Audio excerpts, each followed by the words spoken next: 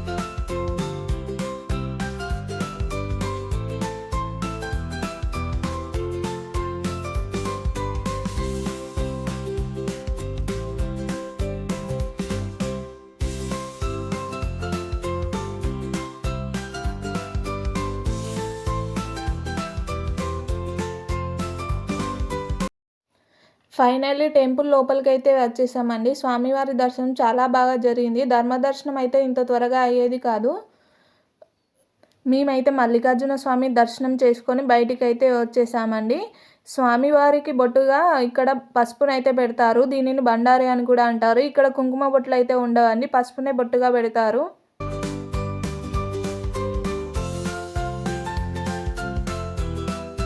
ఇక్కడ ముడుపులు కూడా కడుతున్నారండి చాలామంది. మేమైతే బయటికి వచ్చేసామండి. ఈ టైంలో కూడా చాలామంది వస్తున్నారండి. ఇంకా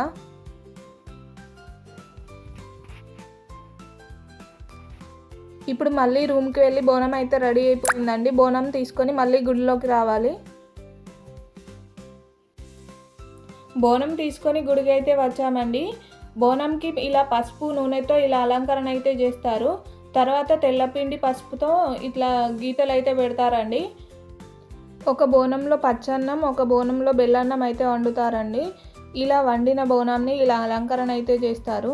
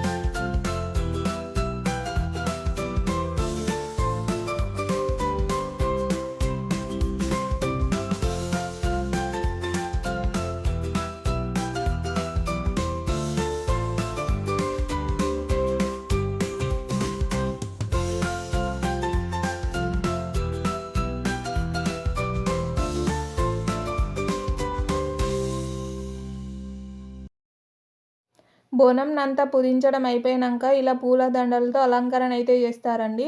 తర్వాత ఈ కింద కొంచెం కడుక్కొని పసుపు రాసి బియ్యం పిండి పసుపుతో ముగ్గు అయితే వేస్తారండి. ఈ ముగ్గు వేసిన ప్లేస్లో మనం తెచ్చిన బోనాలను అయితే పెట్టుకోవాలి.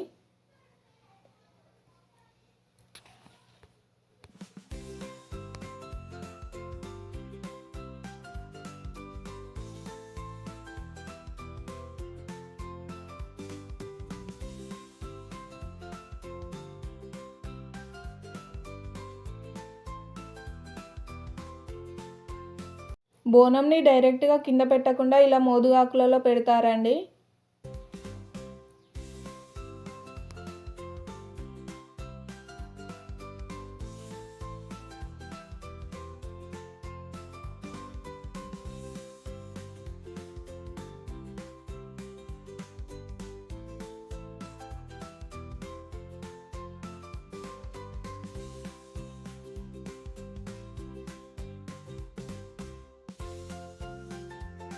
ఇప్పుడు ఈ బోనాల ముందు పట్నం అయితే వేయాలి. పట్నం వేసేవాళ్ళు వచ్చేలోపు భ్రమరాంబిక అమ్మవారికి అయితే ఒడిబియ్యం అయితే కలుపుతున్నారండి.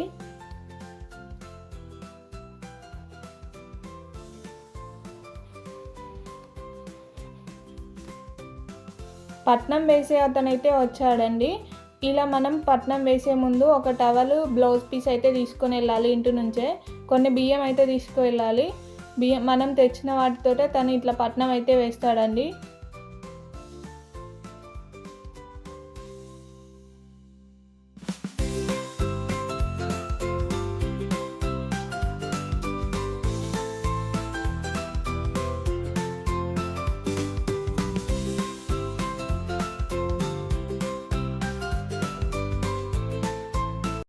ఇక్కడ నుంచి కంప్లీట్ రా వీడియో అయితే పెడతానండి.